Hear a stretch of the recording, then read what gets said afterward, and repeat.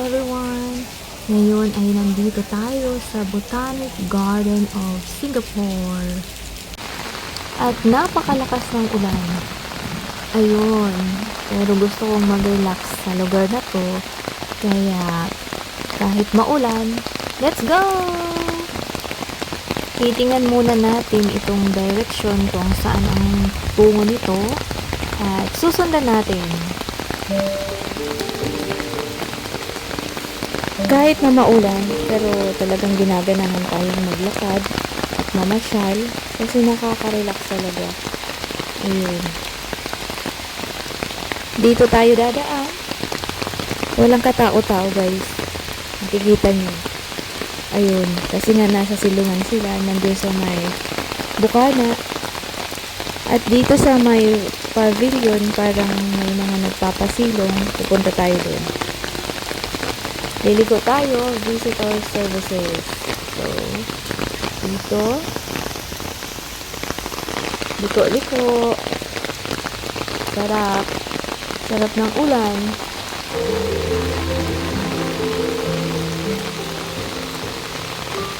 Medyo paakyat yung daan, ha? Pero, pupuntahan natin dahan-dahan. Kasi, medyo madalas yung kalsada. Mahirap na. At kailangan natin mag-reserve ng energy kasi malayo-layo pa yung lalakarin natin. Ayun, parang may mga nagpapasilong dito at mga foreigners.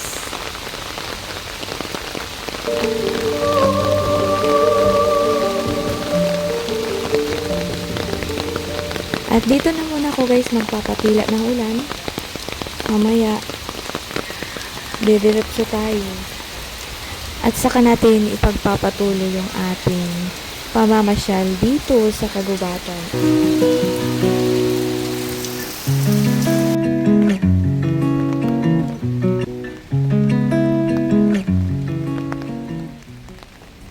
At ayun na nga guys, tumila na yung ulan. Kaya tutuloy na natin yung ating adventure dito sa Botanic Garden. Ayun, iilan lang yung makikita natin kaluluwa dito na naglalakad. Ayun, malalayo pa sila. At ako'y mag-isa lamang.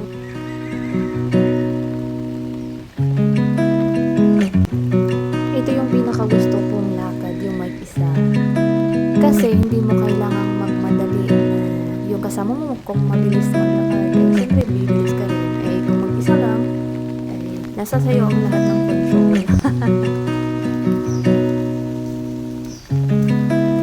At napakaganda ng lugar na ito, napaka-peaceful. Na yung parang wala kang nakikita kahit isang tao, yung sarili mo lang.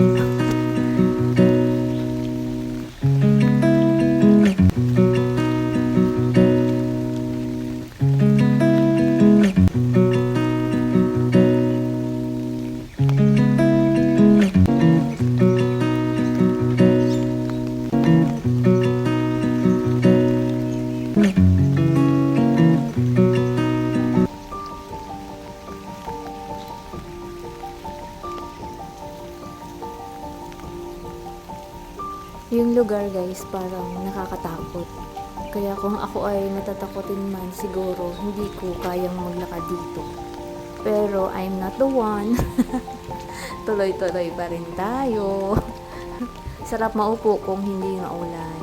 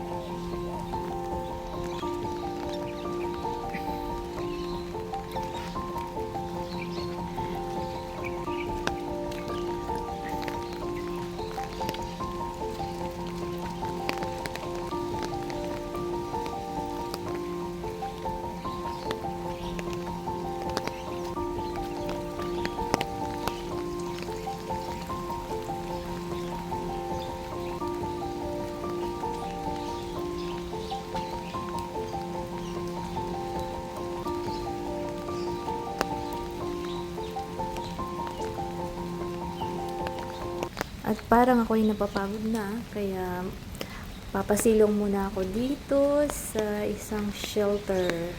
Ayun, napakaganda ng ramp. Ayun, pupunta tayo hanggang dito sa taas. Ayun, napakaganda.